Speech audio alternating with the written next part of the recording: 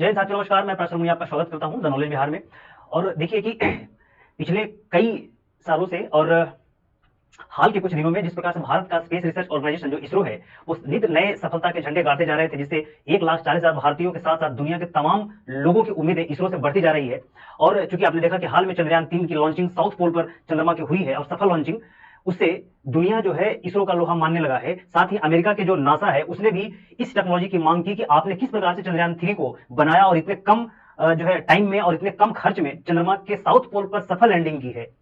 तो ऐसे संस्थान का जहां दुनिया में डंका बज रहा है, वहीं से एक खबर निकल के आती है और वो जो खबर है उस संस्थान के चीफ के द्वारा बताई जाती है कि जो चंद्रयान-2 का जो फेलियर हुआ था, चंद्रयान-2 जो क्रैश लैंडिंग किया था चंद्रमा पर, इसके पीछे कारण क्या थे।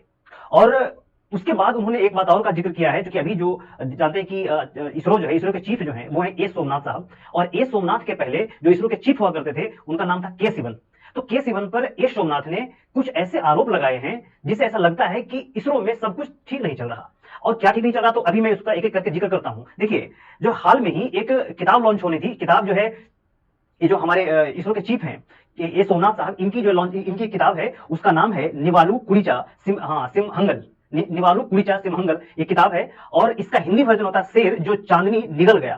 समझ गए, इसका हिंदी वर्जन है वो। तो जो है ये किताब को लॉन्चिंग करना था, लेकिन इसकी लॉन्च को टाल दिया गया है। और टाला क्यों गया है, क्योंकि जैसी किताब जो है रिव्यू के लिए, तो उसमें कुछ ऐसी सी बातों का खुलासा किया गया है। इनका कहना है कि जो ए सोमनाथ है, जो इनका कहना है, सोमनाथ साहब का कहना है कि हमारे से पहले जो इसरो के चीफ हुआ करते थे, उनका नाम था के सिवन साहब। वो जो है हमारे प्रमोशन में कई बार उन्होंने रोक लगाए और वो नहीं चाहते थे कि मेरी प्रमोशन हो, मैं जो है इसरो का चीफ बनूं। ऐसा इन्होंने आरोप लगाया है के सिवन साहब पर। आप देखिए कि ये है के सिवन साहब, और इनके समय में चंद्रयान-2 को लॉन्च किया गया था। चंद्रयान-2 की जो लॉन्चिंग है वो आप जानते हैं कि 22 जून 2019 को लॉन्च किया गया था। और उसको उतरना था साउथ पोल पर चंद्रमा के, और वो सब कुछ ठीक किया, लेकिन उतरने से 1 मिनट पहले वो जो क्रैश लैंडिंग कर गया था। 6 सितंबर 2019 को वो क्रैश लैंडिंग कर गया था। यानी कि चंद्रयान जो है पूरी तरीके से सफल नहीं रहा। हाँ, लेकिन कुछ मामलों में सफल रहा, क्योंकि चंद्रयान जो जिस रॉकेट से लॉन्च हुआ था, उससे और भी उपग्रह को लॉन्च किया गया था।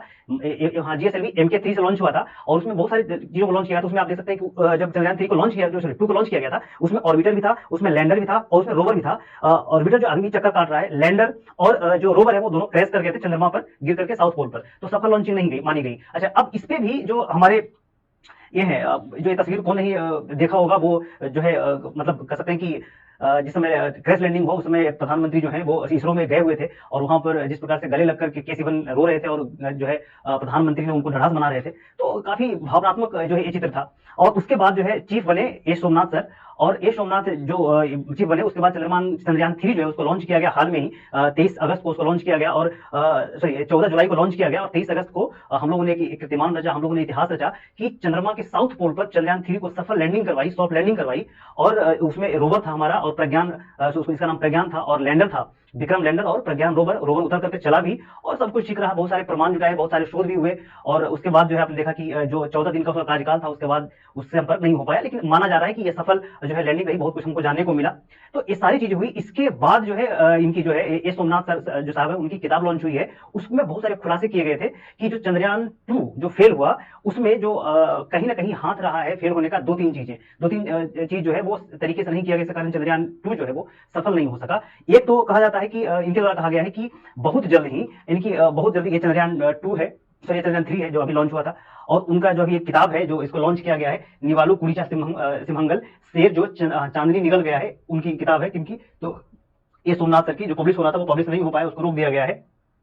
उसके बाद उन्होंने कहा कि देखिए उनका जो प्रमोशन भारतीय स्पेस एजेंसी के पूर्व चीफ सिवन ने रोका था, और वो नहीं चाहते थे कि ये जो है चीफ बने। ठीक है, तो इनके मुताबिक यही से भी विवाद शुरू हो गया था। और आप देखिए, कहने का मतलब उन्होंने बहुत सारे आरोप लगाए। उनका कहना था कि देखिए चंद्रयान-2 को बहुत जल्दी लॉन्च किया गया, इसके कारण जो है जितना टेस्टिंग होनी चाहिए थी चंद्रयान-2 की, उतनी टेस्टिंग हुई नहीं। और उसके बाद उन्होंने कहा कि जो प्रमाण जो है जुटाए जाने चाहिए थे, वो प्रमाण नहीं जुटाए गए। उसके बाद आगे उन्होंने कहा कि जो सफल लैंडिंग नहीं हुआ, क्रैश लैंडिंग हो गया, इसके पीछे भी कारण थे, क्योंकि उसके सॉफ्टवेयर में ही गड़बड़ी थी। वो पूरी तरीके से जो सॉफ्टवेयर थे वो कामयाब नहीं हुए, और उसका परीक्षण उतना नहीं हुआ जितना होना चाहिए था। तीसरी बात उन्होंने कहा कि जब प्रधानमंत्री जो कार्यालय में गए थे यहाँ चीफ सॉरी यहाँ पे इसरो में, तो इसरो में उनसे उनको मिलने नहीं दिया गया। उस पैनल में जो पैनल प्रधानमंत्री के स्वागत में गया था, वैज्ञानिकों का एक पैनल गठित हुआ था, उस पैनल को जाकर के इस प्रधानमंत्री का स्वागत करना था, उस पैनल में ए सोमनाथ को नहीं डाला गया, उनको हटा दिया गया। तो कहीं ना कहीं इशारा कर रहा है के सिवन की तरफ कि इन्होंने ही इस तरीके से काम किए, जो वर्तमान में चीफ है ए सोमनाथ, उनको इससे दूर रखा जाए। तो उनका ये मानना है कि जब उनसे पूछा गया कि क्या आप के सिवन की तरफ आपका इशारा है, उन्होंने कहा कि नहीं, मेरा कोई व्यक्ति से, मेरा कोई संस्था से कोई लेना देना नहीं है, मुझे किसी से कोई शिकवा शिकायत नहीं है। लेकिन कहीं ना कहीं इशारा तो उसी तरफ है कि के सिवन की तरफ ही है कि इन्होंने ही रोका है, इन्होंने ही। तो देखिए, इतने बड़े संस्थान में जाकर के अब इस तरीके से हो सकता है कि ऐसा तो नहीं मुझे करना चाहिए कि एक किताब को लॉन्च करने के लिए पब्लिसिटी स्टंट हो। इतने बड़े वैज्ञानिक हैं, ये कहना भी मेरे लिए अच्छा नहीं है, लेकिन कहीं ना कहीं लगता तो है कि इतने बड़े पद पे होकर के इन छोटी छोटी बातों को ये करना। और दूसरी बात, उन्होंने एक बात और की कि जब क्रैश लैंडिंग हुआ तो एक पूरी तरीके से बात नहीं बताई गई जनता को कि आखिर में हुआ क्या है। जनता को ये बताया गया कि संपर्क टूट गया है ना। उस समय ये नहीं बताया गया कि क्रैश लैंडिंग हो गया। तो इस तरीके से जो है उन्होंने छोटी छोटी बातों का खुलासा किया है अपनी किताब में। लेकिन जो है अभी तत्काल में आज ही उन्होंने 4 नवंबर को ही लॉन्च होना था, उसको उन्होंने कहा कि नहीं, हम अब किताब को पब्लिश नहीं करेंगे, किताब को उसकी जो है वो वापस ले लियो। ठीक है, तो इसमें यही खबर है। देखते हैं कि आने वाले समय में इस पे और क्या निकल करके आता है। तो जैसे ही कोई खबर निकल के आता है इस पे कि आगे क्या होगा, हम आपके लिए एक डेडिकेटेड वीडियो अपलोड कर देंगे। तब तक के लिए धन्यवाद।